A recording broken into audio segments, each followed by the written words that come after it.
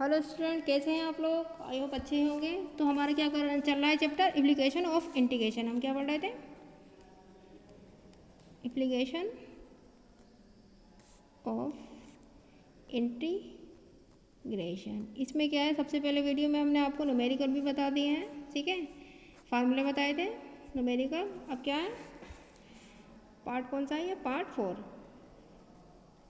इसमें हम क्या देखेंगे? वक्रों का चित्रण।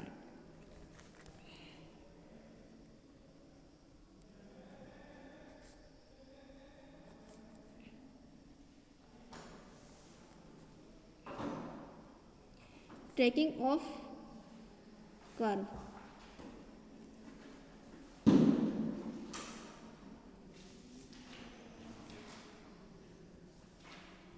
कर्व्स।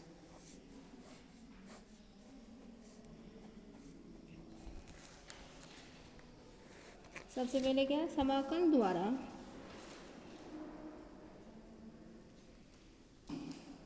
समाकलन द्वारा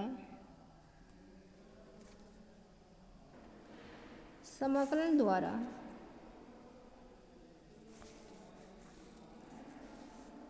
क्षेत्रफल निकालने के लिए क्षेत्रफल निकालने के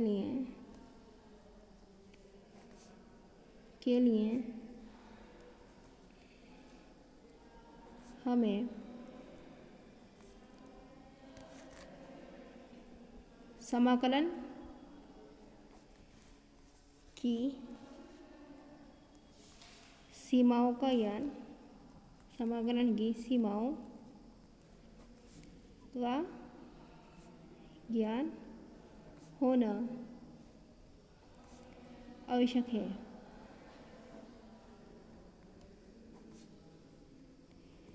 ये तभी संभव है ये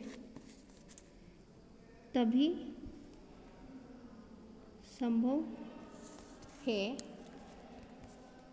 संभव है जब हमें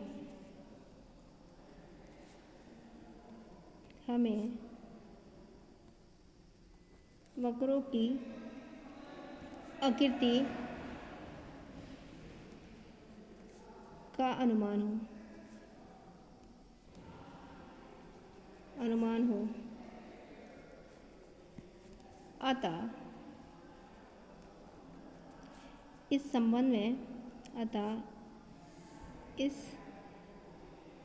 संबंध में कुछ बिंदु नीचे कुछ बिंदु निम्न हैं। तो नंबर 1 क्या? नंबर 1 है हमारा, यदि वक्र के समीकरण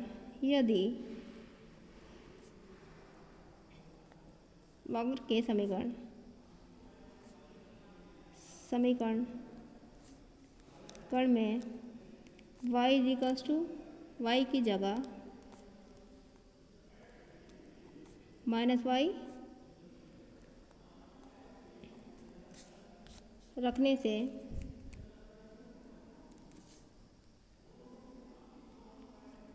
फंक्शन के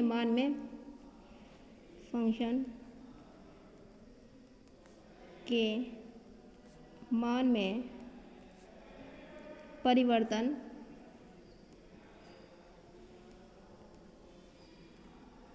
नहीं हो तो ये x एक्सिस के अतिरिक्त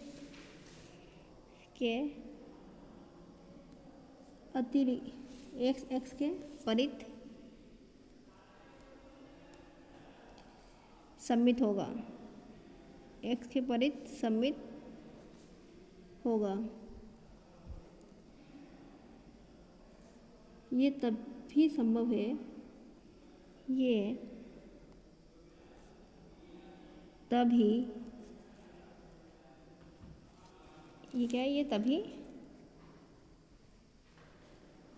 संभव है जब y की घात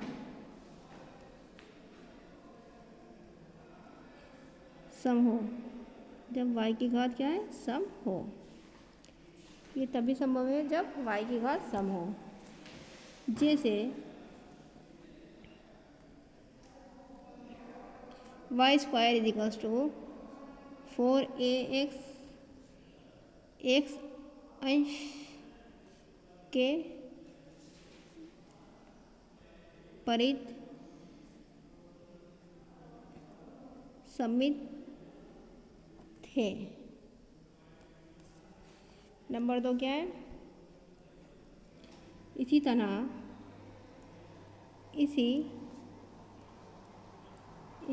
वक्र, इसी तरह कर्व y अंश, इसी तरह कर्व y अंश के परित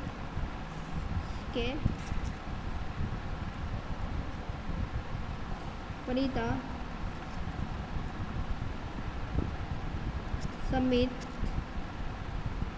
होगा यदि x की घात सम हो। जैसे X square is equals to 4ay and y अंश के परिता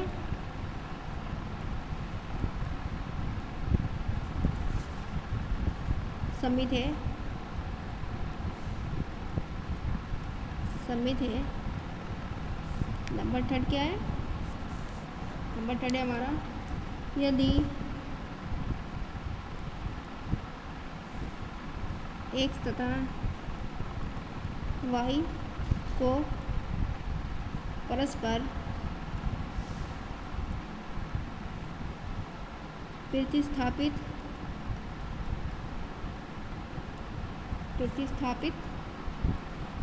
करने पर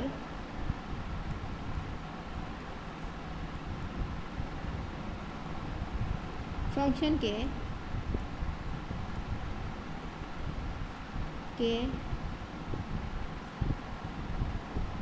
मान में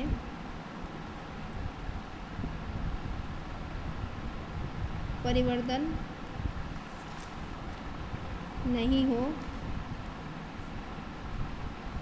तो वक्र y is equals to X के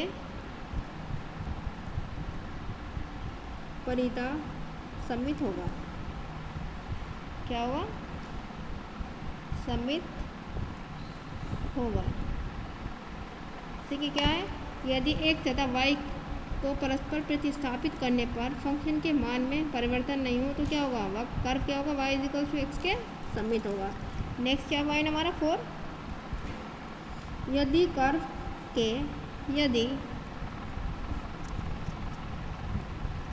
कर्व के समीकरण में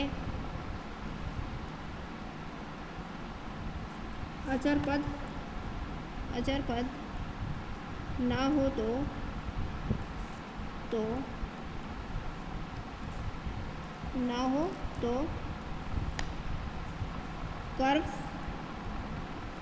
कर्व मूल बिंदु से गुजरेगा।